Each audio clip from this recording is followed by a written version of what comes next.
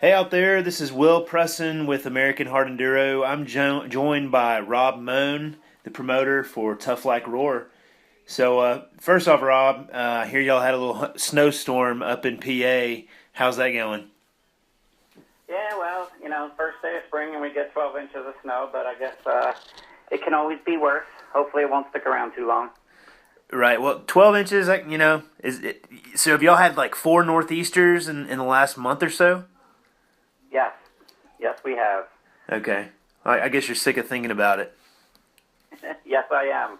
Let's move on. Okay.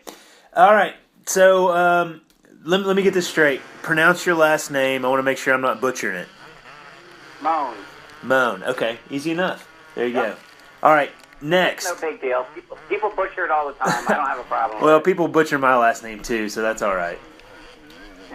All right. So Tough Like RORR. What is RORR? What does that stand for? RORR is the Reading Offroad Riders. We're a club in the ECA, which is the East Coast Enduro Association. And we've been a club for maybe 46, 47 years, something like that.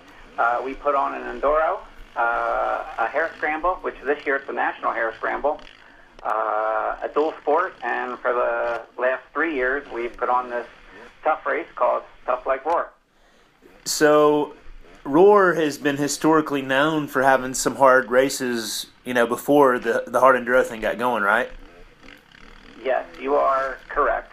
There's typically 18 or 19 enduros in the ECEA association, and us, Tri-County, which is the Lafferty's, which anybody out there off-road knows the Lafferty Right. name, and Delaware.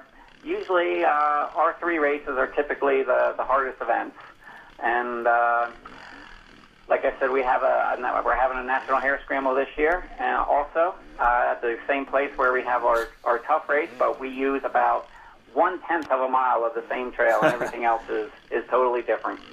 Okay, so Tough Like RORR started 3 or 4 years ago. So this is the fourth Tough Like RORR. Who are the guys that won the first three? Tegan Temple, he is a local, he's down around Westchester, just a little outside of Philadelphia. He does the GNCC series now. He's a young kid. Well, not as young as he obviously used to be, but I think he's Right. still only about 20 or 21. The second year was Ben Kelly from Netra area. Obviously, he's in the XC2 class now. I think he won the last GNCC. And then this past year was Josh Toth, also a Netra guy. Okay, so those are three really fast guys, and I was looking at some of the results, and throughout the years, y'all kind of had a who's who in not only hard enduro but also GNCC National Enduro guys. I mean, the Northeast guys seem to come, and you kind of draw people from all over. Well, I think from day one, we thought the way to get riders is to offer a sizable purse. Right. The first year was $10,000. The second year was $12,000. The third year was, I think, a little more than that, and this year it's even more. So we're paying out $5,000 to win. We're Nice. going to pay money to the top 15 people, and I think it's funny how, like, when we first started this, there's not much to go off of. Me and my son Jarrett, we were thinking, okay, how do we want to do this? And it's definitely evolved, and I think we got a pretty good grasp on what these top guys can do. And from day one, we didn't want to put on a race like Earthberg or like what the final is at TKO. Like, in my opinion, there's a handful of people in the world that can ride those courses, and Right. that's it. We wanted to put on a race that challenged, people, but that was still, a rideable course. And our race has definitely evolved in the last 3 years, and I think we got it figured out now to where, that's the case. This past year, 16 people finished our race. One lap is roughly 14 or 15 miles, and you do 2.5 laps around it. So the race ends up being about 36, 37 miles, something like that. And it took Josh Toth a little less than 3 hours. I think it was like 2 hours and 46 minutes something like that. And the last guy that finished 16th place is James King, which he's like an Arkansas guy. Right. He does pretty well at the National Enduros, and it took him, I think it was roughly 5 hours to finish the race. Oh, and that's just the third or the last moto, right? Correct. That's just the fourth race. Okay. So leading up to that, how does the format work? Is it like a knockout format? Yes. So what you do is when you enter, there's 2 races on Saturdays. We actually have 4 races on Saturdays, but each rider is only in 2 of those races. We split up the races because they're on shorter courses. So we have 5 classes this year. We have a Pro/AA class. We have an A class, 45-plus class. We have a B and a C class. That's all in one, B/C. And then new for this year is we're having a women's class. So the first race on Saturday is the Pro guys and the A riders. They ride on a roughly 4.5 mile course, and they do it for, it's going to be 3 laps. It's going to be roughly an hour of racing. As soon as they're done, the 45 plus, the B and the C riders, and also the women go, and they do the same course. Okay. When they're done, we have just a small break to set things up, and then the Pro and the A riders ride their second race on Saturday on a totally different track. Again, it's about 4.5 miles, and then when they're done, the other 3 classes go. So what we do is after those 2 races, we take the top 100 riders, and we advance them to the first race on Sunday. What we do is we combine the 2 laps together, and we add in a couple harder areas. The lap is roughly about 10, 11, 12 miles, somewhere around there, and you do 1.5 laps. Now, I know that might sound a little odd, but you got to imagine our race is kind of like a figure 8. So we have a place right near scoring where we call it the over-under bridge. Okay. So they leave the starting areas, and they do about 4.5 miles, and they come under the bridge, and then they go through scoring. That's the half lap. You do the half lap first. And then after you go through scoring, you do the other end of the lap. You go above, you go over the bridge, and then you finish up the whole lap. And so then what we do is the first race on Saturday, then everybody's just in one class, and then we take the top 50 riders, and then they make it to the final. And the final, we add in a lot of difficult elements. The first races on Saturday are really not much harder than, say, a typical hare scramble. Right. Especially a typical hare scramble in our area. Lots of rocks. Like the Netcher guys love it because that's what they're used to, lots of rocks. You Southern guys, maybe if you're in Tennessee, you're used to it, but it seems like a lot of the people in the South, they're not rock riders. So right. It might be more difficult for them, but it's not overly difficult. Once again, we add in a couple things for the first race on Sunday, but we really don't want to, make things too difficult. We don't really amp it up until the final race. Okay. Well, and that's probably one of my favorite things about Hard Enduro is it's up to the promoter, it's up to the terrain and the fans on what you guys do and how you put a race on. So they're all different, and you don't get into that. Oh, it's a GNCC, it's a 3-hour race, it's an NEPG, it's 6 tests. So I really appreciate you go to a different place, it's a different format. So hopefully everybody else enjoys that as much as I do. I agree. That's part of the allure to it. One thing I know, like we were down at Rock Crusher. We've been to Battle of the Goats. We're looking at going to Michigan. Obviously, everybody can, does their own thing. Like some of those races are far away for us. As is like if you go to Michigan, and right. like when we drove all the way down to Georgia, and that was a good event. But it was one lap of like a 10-mile course. Yeah. If you come up to our race, you're going to get a year fill of riding in for the weekend. We can guarantee it. Okay, so we've heard rumors that some big guns are coming this year. What are you guys hearing? We have been told that Cody Webb is going to be at our race. He did an interview, I forget who, I saw it somewhere online, and he specifically named our race as one of the ones he was doing. I fully expect Josh Toth and Ben Kelly to be there. The last couple of years, Jordan Ashburn, Grant Baylor, been there each of the last 2 years. Jesse Groemm has been there every year.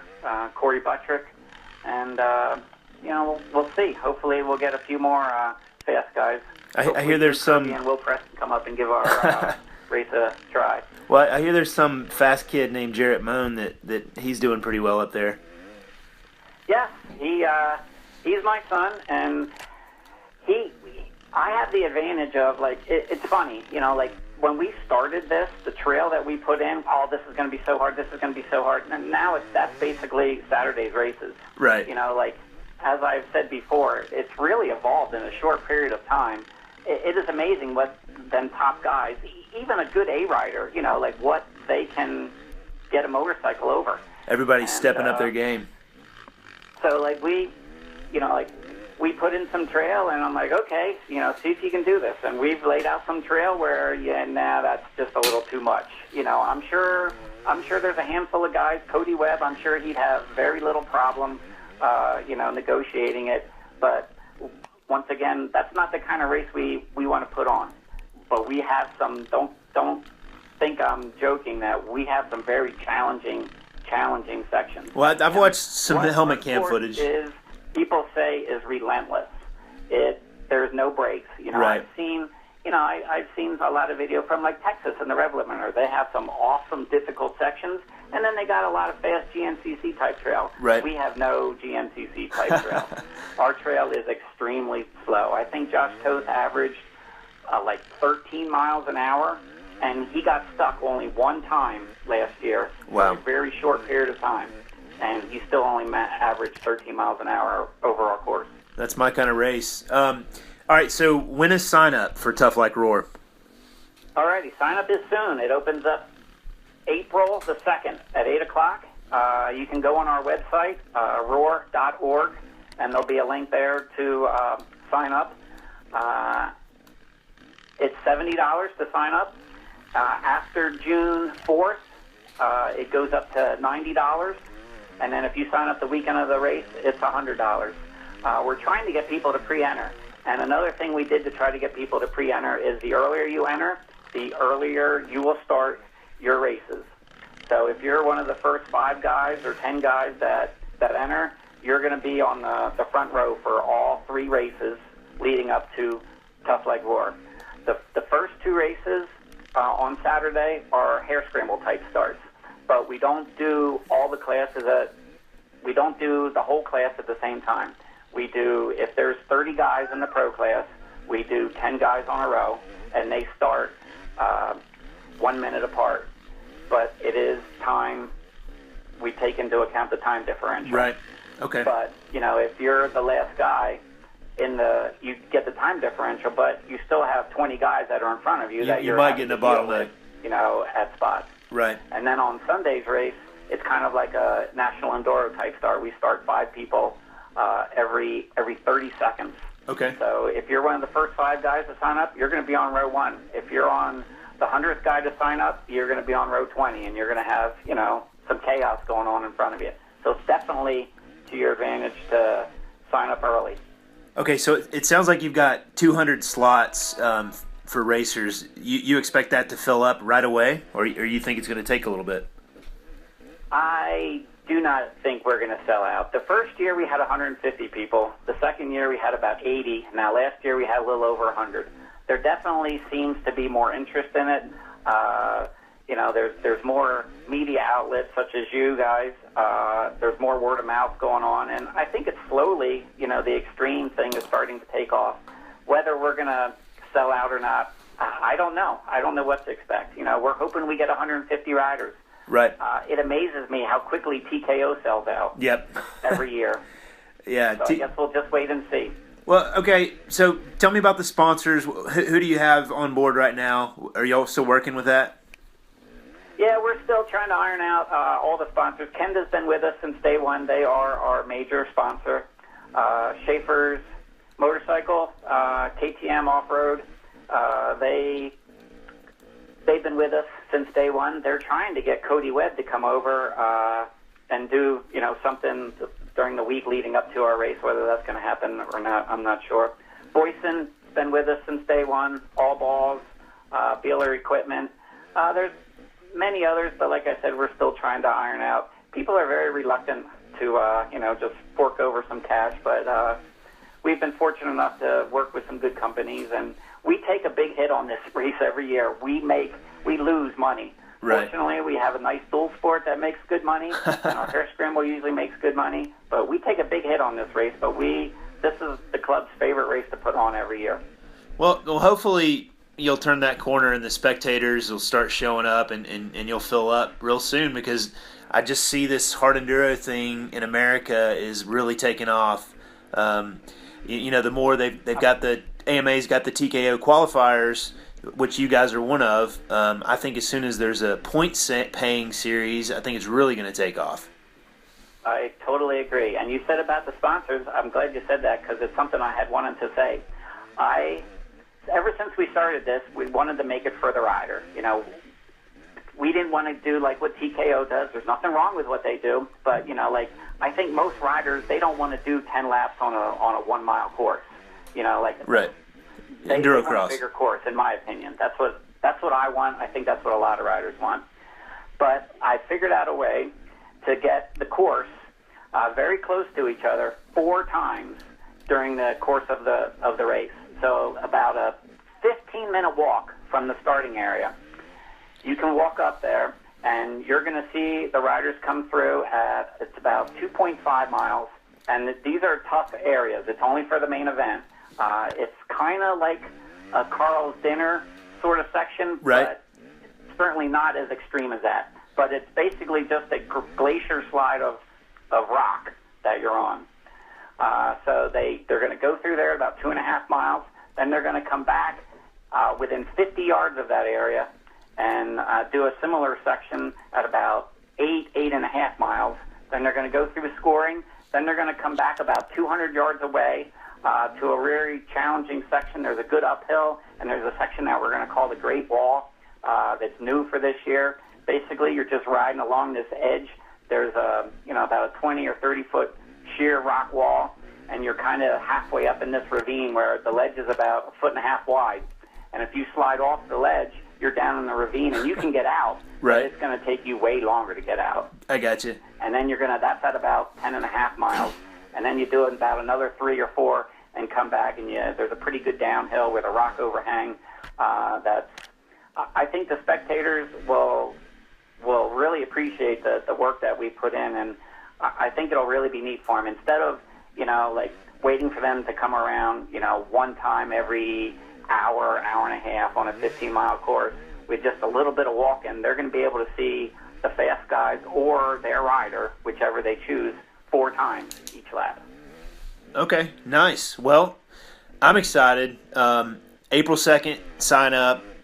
When is the race? Is July? What's the date of the race? June 30th. June 30th. Is Okay. a Saturday, and then July 1st is a Sunday. Okay, perfect. All right, well, we're going to wrap it up there. Let you get back to the... If I can just say one more thing. Yeah, go ahead. New for this year, we're having a women's class. Nice. And we're having a women's main event. Now, the women's main event is going to be Sunday's first race. So what they're going to do is they're going to ride the same course as what everybody else rides for the first race on Sunday, but they're going to start 15 minutes earlier than all the men. So if we get 10 women, which I have no idea what to expect, they're going to start, and we're going to wait 10 minutes, and then we're going to send the men out on the course, 5 riders every 30 seconds. And so there's a women's final this year. That's sponsored by the Trail Jesters from up Nice. in Netra, up in New England. They're big sponsors of Ben Kelly and Josh Toth in the past. I'm not sure. I think they still do something with Ben Kelly. I'm not 100% sure, but Right. that's new for this year. And we have a purse for them. We're paying the top 3. That's $1,000 is the purse. For the Okay. top 3 women. Good deal. Sounds good. All right, well, I appreciate it, Rob, and let us know if we can do anything to help you guys out, and we'll stay in touch, and hopefully everybody remember April 2nd, sign up, 8 o'clock. We'll see you there. Yep. All All right, thanks. RORR.org, and you can find out all the information. Everything is online about everything that I talked about, all the rules, all the regulations, and when the races start, and everything's on there. There's a lot of info on there. All right, sounds perfect. Thanks. All right, well, thank you. Thanks.